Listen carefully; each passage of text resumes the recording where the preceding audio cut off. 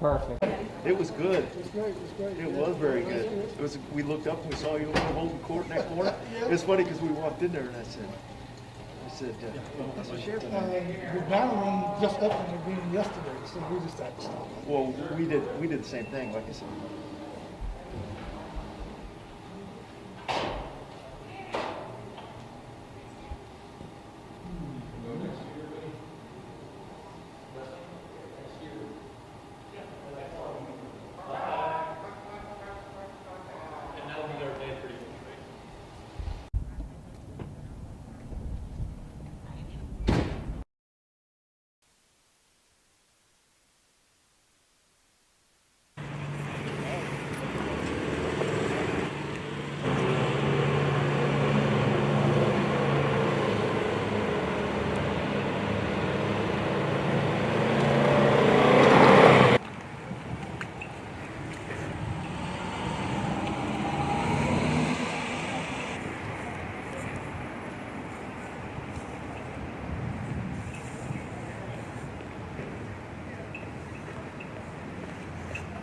Okay.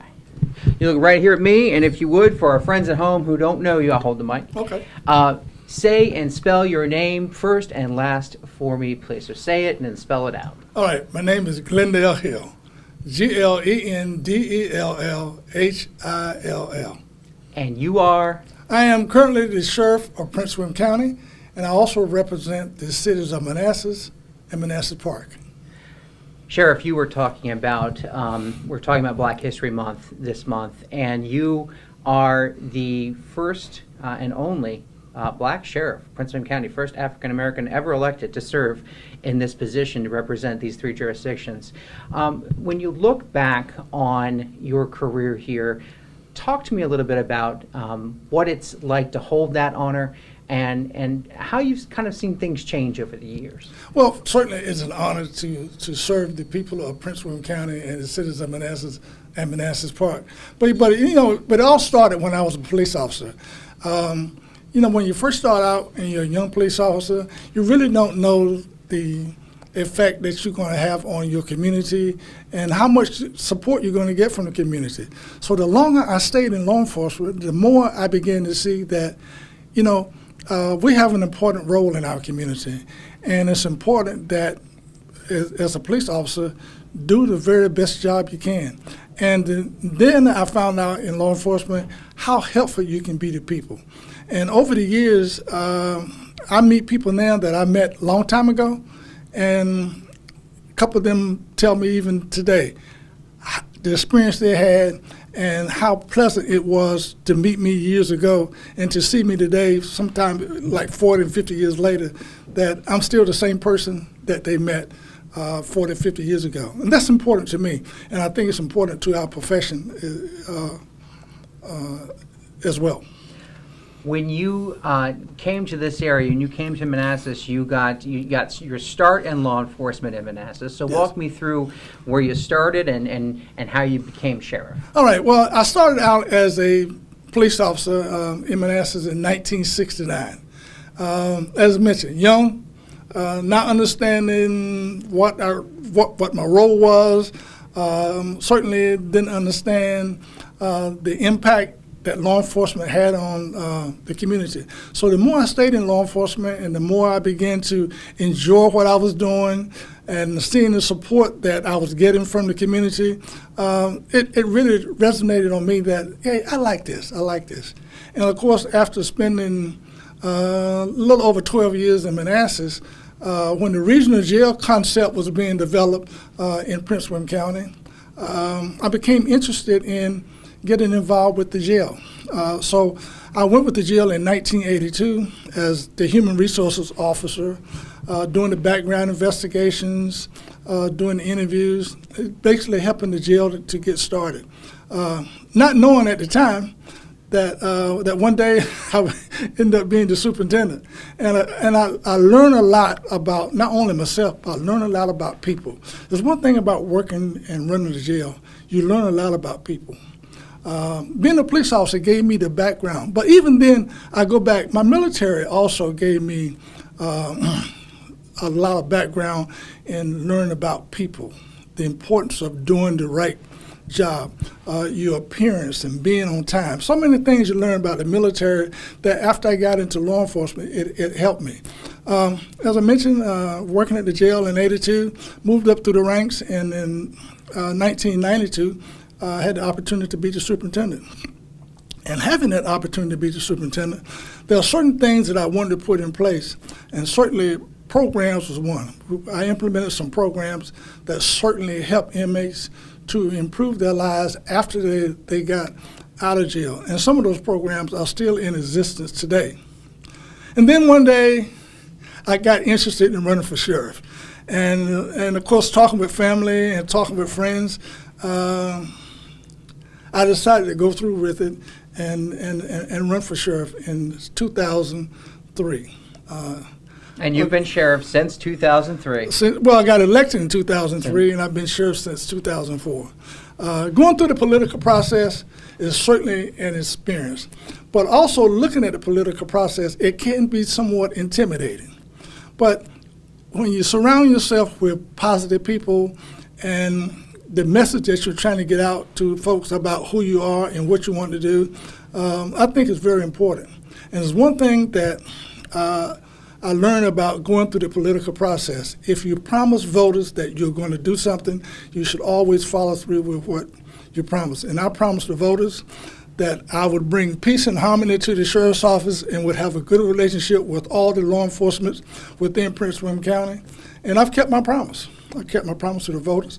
I've been fortunate to be able to hire and retain good personnel. I've always had one of the most diverse agencies in the county. Even when I ran the jail, we were very diverse. And also I have a very diverse office now because I felt it was important that the office and the agency that you were in charge of should reflect the way it looked to our community. So I've always done that, and been able to hire and some good personnel over the years. And they've made me look good over the years. And hopefully, I think the community has rewarded me and elected me to now my 5th term as sheriff. In 2003, when you were running, that peace and harmony within the department and within the county, that didn't exist. Talk to me about why that was such a campaign platform for you in 2003. Well, I guess the current sheriff at the time was having some conflicts with the county board of supervisors and local law enforcement. And I saw that as an area that I could certainly come in and be sheriff and improve that. So that was really my main focus when I came into office. And certainly from day one, I began to work on that and correct that. And then again, as I mentioned, that I surrounded myself with people that were on the same page with me. And we went out and we made those corrections within the office. And one of the things I also promised the voters was that I would not bring politics to the office. Even though you go through the political process, I didn't think it was necessary to bring politics into the office. The deputies that work for me, you can ask any of them. I don't put any politics on them, and we keep politics out of the office, and we come together as a team and to serve our community. I want to get you to expound on some of those programs that you implemented at the jail when you were superintendent. Yes, when I was superintendent at the jail, one of the programs that I implemented was the Mind Dorm program, and I talked with the then chaplain, his name was Chaplain Glen, that we need to put together a program to help people be better citizens when they get out of jail, to be better fathers. So I wanted to put together a faith-based program that we could help inmates. And we did. We call it the Mind Dorm program, Men in New Direction.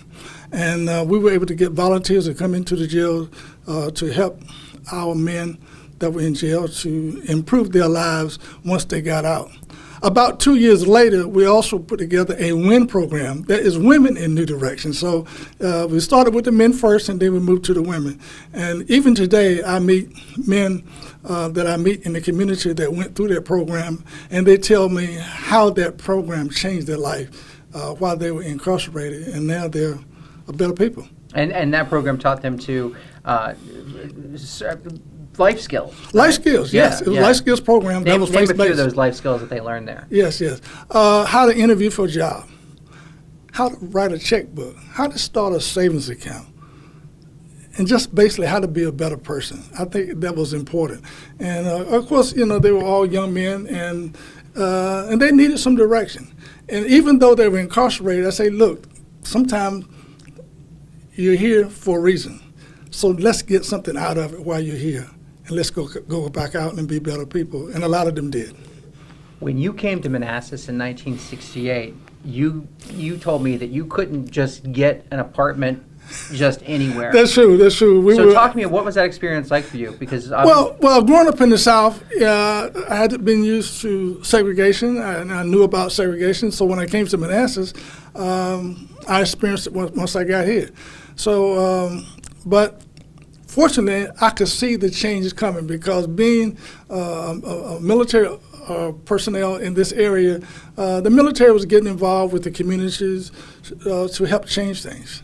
And certainly I saw changes before even I got on the police department. But I was limited to where I could live when I first got here in 1968. But that quickly changed a few months later. When we speak about change, I mean, you've obviously seen Prince William County become a rural farm area into a very, the state's second largest jurisdiction outside of Washington, and a big suburb outside of Washington. So when you look back at it, what are some of the most profound changes that you have seen, if you can name one or two, about this community that you've noticed during your time here? I noticed the change in the different cultures that came to Prince William County.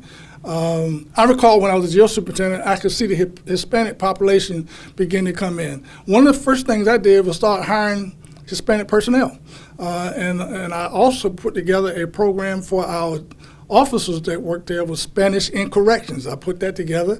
And so when you see changes coming, you have to change with what you see coming. And of course, we also see economic development became the change in the county.